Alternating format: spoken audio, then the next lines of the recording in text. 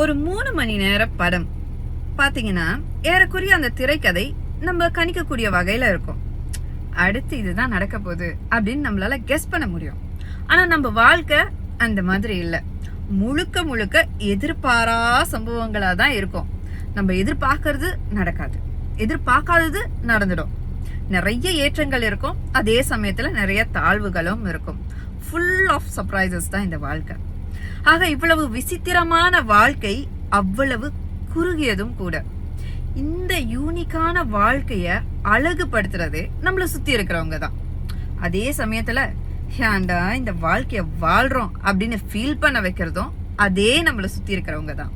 ஆக பெரிய வட்டத்துல நிறைய நபர்களோட எல்லாரையுமே நம்ம திருப்தி படுத்தணும் அப்படின்னு நம்மளே மாத்திக்கிட்டு அவங்களுக்காக ஓடி இறுதியில அவங்களையும் திருப்திப்படுத்தாம முடியாம நம்மளாவும் இருக்க முடியாம வாழ்க்கைய வெறுத்து கஷ்டப்பட்டு துன்பப்பட்டு நொந்து நூடுல்ஸ் ஆகிறத விட ஒரு சின்ன வட்டத்துல ஒரு சில பேரோட உங்களுக்கு பிடிச்சவங்க, உங்களை பிடிச்சவங்க, உங்களை புரிஞ்சுக்கிட்டவங்க கூட இந்த வாழ்க்கைய ரசிச்சு ருசிச்சு வாழ்ந்துட்டு போயிடலாமே.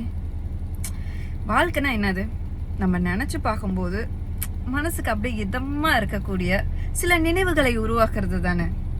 ஆக ஒரு சில நபரோட, உங்களுக்கு பிடிச்சவங்க கூட, சரியான நபர்களோட நிறைய நினைவுகளை, மகிழ்ச்சியான தருணங்களை உருவாக்குங்க.